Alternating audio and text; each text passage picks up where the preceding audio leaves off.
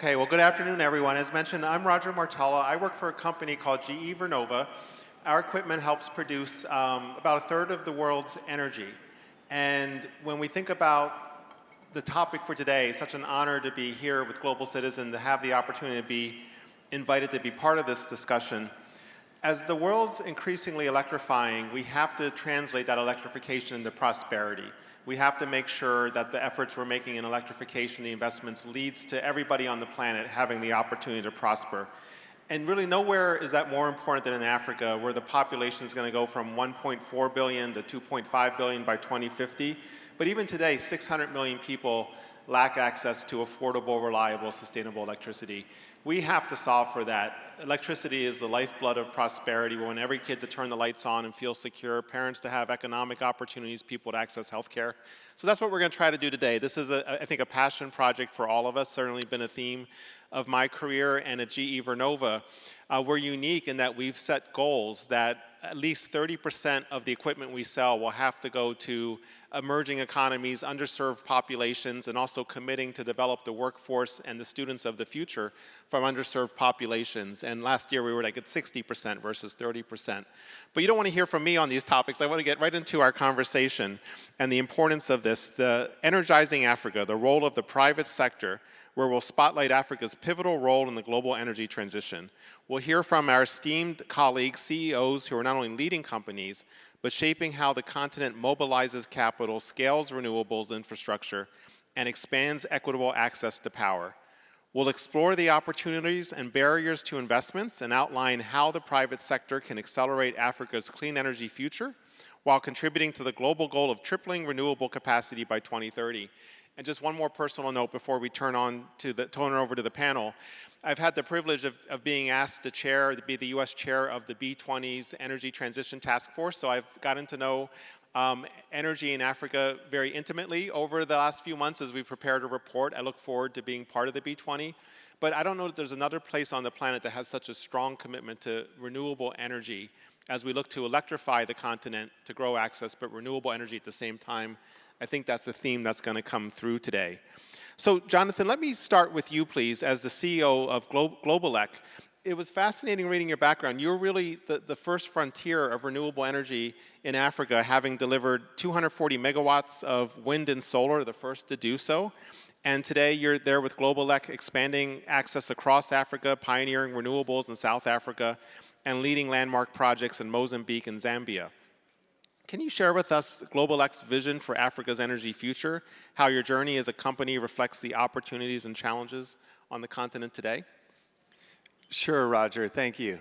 At Globeleq, we're leading the energy transition in Africa.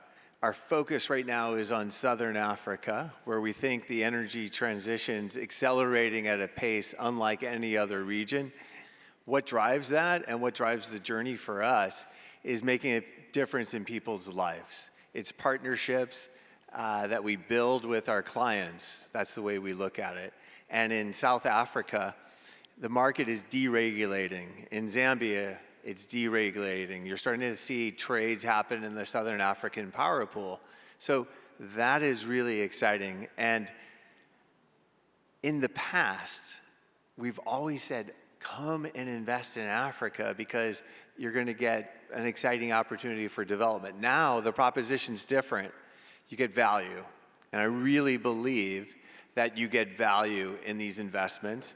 And that's what's driving us now. While we're owned by two DFIs, their purpose has changed to make sure that we're delivering value, and that's been really key. So, thank you. And that's how we get to sustainable energy, right? This is all about building it for the long time for the people who need it and the population growth. And you told me about your commitment about moving your team to Africa to just be close to the action and be able to drive it on the ground. Yeah, it's a big part. We've getting closer to the client, connecting. So I've taken the executive team from London, and we're all based now in South Africa. It's a big difference, and we're already starting to see the results. On the energy transition, we still do need some gas to provide firm power, though I think also with batteries being added, we're building the largest standalone battery project in sub-Saharan Africa. 750 megawatts. It's under construction now. But that's part of the energy transition that's so exciting. Well, thank you for that leadership. It's inspiring. And Chebet, it's been inspiring to get to know you and learn about your background too. 20 years in Africa and global energy, not only on energy, but doing it in a way that really ties it to sustainability. Back to, my impression, being newer to this, is how committed Africa is to doing things in sustainable ways while they grow energy. So given the broad sectoral footprint and deep pan-African reach of Harith, how do you prioritize investments in energy versus other infrastructure sectors? Thanks, Roger. So at Harith, we're mobilizing patient capital towards developing infrastructure projects across the continent, specifically for the sake of improving the lives of Africans. We're doing this through the lens of a number of sectors, energy being one of them. Now, when it comes to energy, like Jonathan just mentioned, it's a very nuanced take for us in Africa, but let me speak about South Africa specifically because that's closer to home for me coming from Johannesburg. We have to meet South Africa where it's at. And where South Africa is at right now is we have an incredible demand that cannot be met with the energy supply. So absolutely important for us to look at the need for dispatchable power. So within the broad context of renewables, we have to ask ourselves, what is the optimal energy mix that is needed at this time? South Africa is needing base load to be met. And that means that ultimately we need to be looking at dispatching by way of gas. And so we're doing this through Energy, our energy platform, which has been an incredible partner and leading African IPP that is helping us to really channel the energy, no pun intended, into the gas supply. And so for us in South Africa, we're doing that through the Kelvin power plant.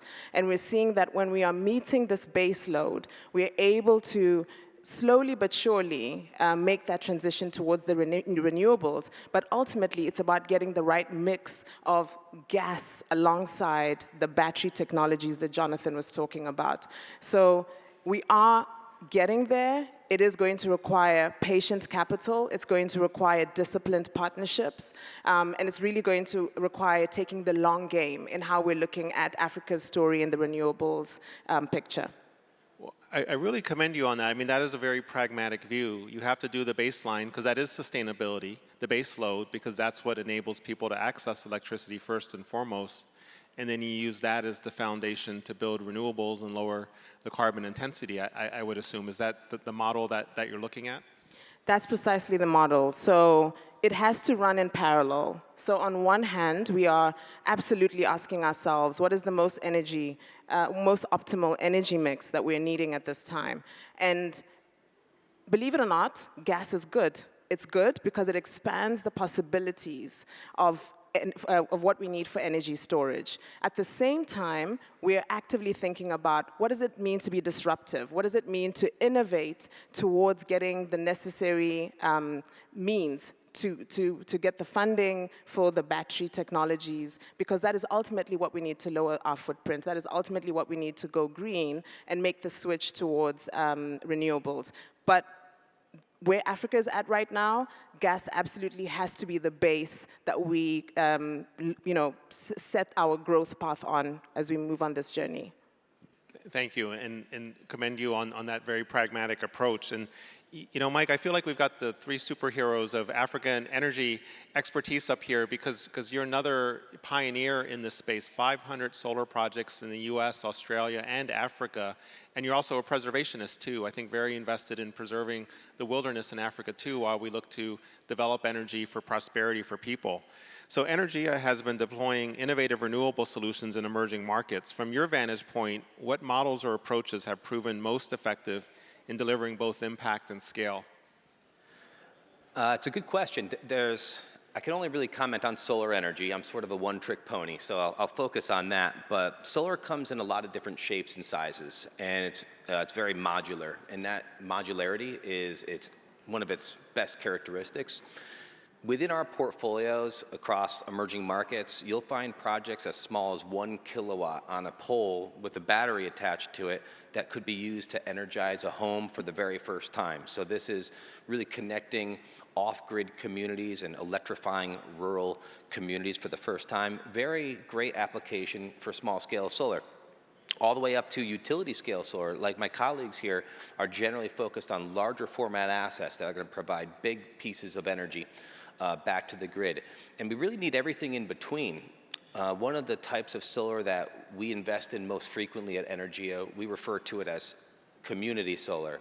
So this is sort of right down the center, where you're building 5 to 6 megawatt solar energy assets and selling that energy to hundreds of customers that are connected to the same utility network.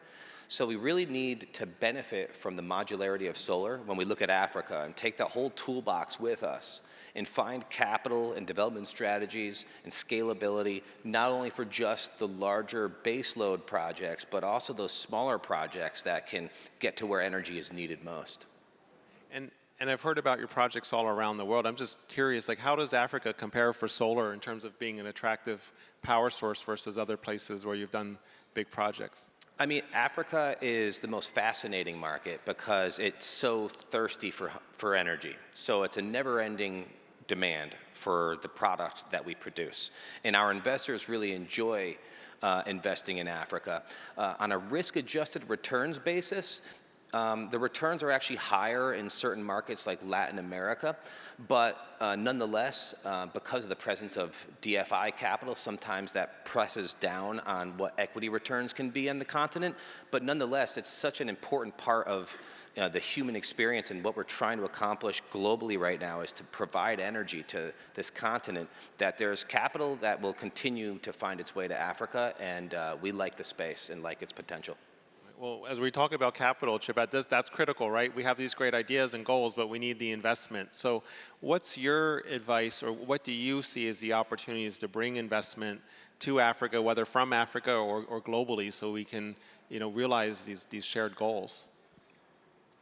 So for us, what we've seen really work has been the power of disciplined partnerships.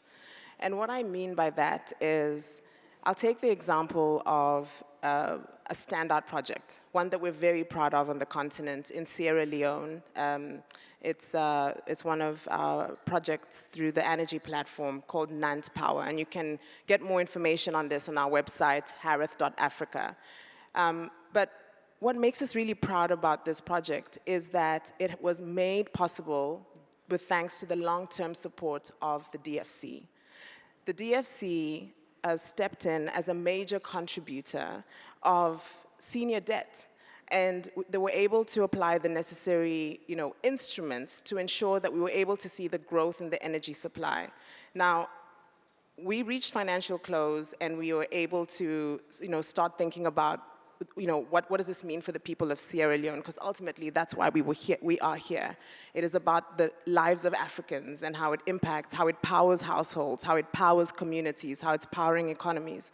So through this Sierra Leone project, as it stands, the capacity is at about 150 megawatts for the country. Following this the partnership with the DFC, it will double the capacity of what we are able to see in Sierra Leone. And this is really what it's about. It's really about having strong proponents for the direction that we're going with renewables. It's about being able to think about, the dispatchable power that we just spoke about. But it's really about being able to go the journey with partners, with like the DFC, that are not able to just give us the instruments that we need, but ultimately give us, or rather enable, access to the capital that will really get us there. That's amazing, and it's great to see how it's deployed like that. And I know you mentioned DFC, and it's been great to see DFC here in New York Climate Week. I'm not sure if anybody's in the audience, but we're thankful for you. But that talks about partnership, and I'd like to come back to you, Mike, because I think Energea has a unique model of partnership too, connecting investors to renewable energy projects in emerging markets. So how can we use your experience with partnerships to the full advantage of Africa as a destination for renewable investment? Right, so the whole purpose of Energea is really to connect retail investors to these investment opportunities. Specifically American retail investors who currently wield somewhere around $130 trillion across their savings accounts, their retirement plans, and their other investments. So that's an enormous chunk of change. And if we can figure out how to direct that and put the plumbing in place for those dollars to find their way into African renewable energy infrastructure, there's an endless amount of capital that we can bring there.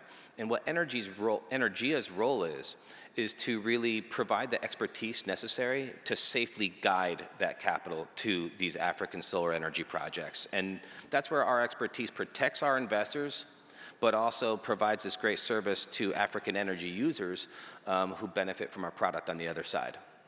Great. And so, Jonathan, to help us here as we're talking about ideas, partnership, more partnership, how do we actually make this reality? You have such extensive experience in the region. What's one specific reform that would have the greatest impact in helping Globeleq and others in this space go further, faster?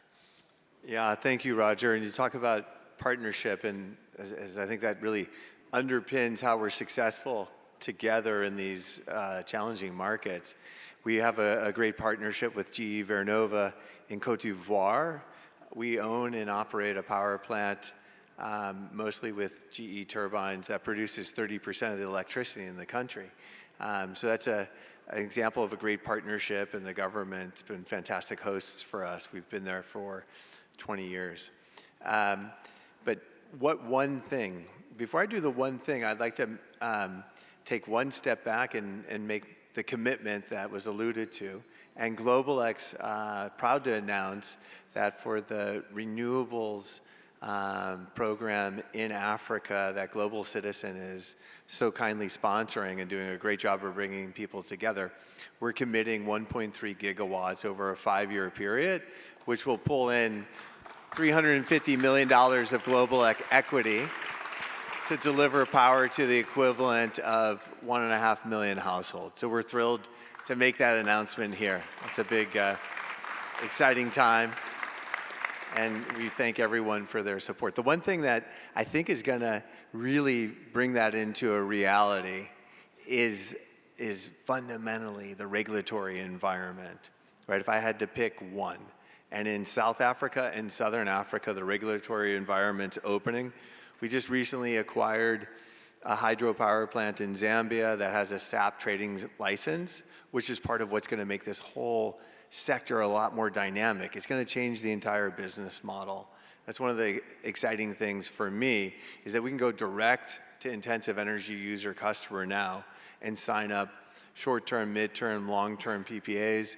We can sell into a day-ahead market, and it's going to introduce a whole range of services over time as part of the vision that doesn't currently exist in, let's say, the older business model. So that, for me, is the fundamental driver for growth.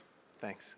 Thank you. And how many people did you say this will impact, this project, this commitment? The equivalent of 1.5 million. That's what I thought I heard. So Yeah. that's incredible. That's prosperity, lifting up for the families, for the elderly, for all those folks. So we're appreciative and kind of in shock and awe, but thank you for the impact you're going to have there. And as we close out here a little bit, Mike, any thoughts from your end? Yeah, for sure. Energea started off as just two investors, my co-founder and myself, and then we started to see what was possible through investing in renewable energy in emerging markets, and invited some friends and family along for the ride. And today we have over 17,000 users on our platform participating and investing in renewables in various markets around the world. And when we look at Africa, we look at it as one of the 4 major pillars of our investment thesis. And we started at zero, and we've so far raised, rounding the corner on $500 million. And over the next 5 years, we plan to invest $250 million into solar energy projects in Africa. And that's not just a commitment from Energea, but it's really a commitment from the thousands of individuals. So it's not just what are we committing to, it's what is everyone committed to doing here? And can we trust Energea to take that capital and plug that into this energy problem in Africa and bring back good returns, as well as new energy solutions for the African civilization? Well, thank you. That's a tremendous commitment too, and it's great to see the overlapping and complementary commitments that, again, at the end of the day, this is not just about energy, it's about people, it's about prosperity and what you're enabling with that. Yeah. Chebet? Well, clearly this is going to take collective action, which is exactly what Global Citizen is really good at, is gathering us and getting us to take action and walk the talk. And so, like my panelists, Harith is committing to growth in our current 1.5 gigawatt capacity of our energy projects to 5 gigawatts over the next 5 years.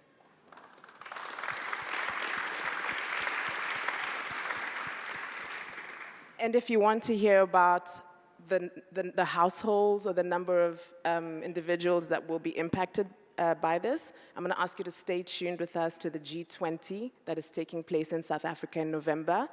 But all in all, what is really strong for me from this conversation today is that we are building an ecosystem of believers, that we are ultimately here for our socio-economic impact, but truly investing in the commerciality of our African region. And that is something that I'm so happy to hear. Mike said to me, how much is going to take? And I said, $500 million, Mike. And he said, we can do half of that. Let's find the rest. And that's what this is about. Well, thank you for inspiring us. I was not coming prepared with a commitment, but I will share briefly, nothing on the scale of this, but last week, GE Vernova made a philanthropic contribution to the MIT Poverty Action Lab. They gave us a number of projects around the world. We chose to invest all of it in South Africa to extend free energy to the residents of South Africa. Nothing on the scale of this, so I feel bad even mentioning it, but I just want to show the commitment we have as well to enabling your success. A lot of serious conversations in New York City this week. I think this probably is one of the most optimistic ones anywhere in town. Thanks to your leadership, a real credit to everything you're doing for energy, but again, back to the people and addressing underserved needs and the 600 million people who lack access and being prepared for that growth as well. So thank you for the inspiration today.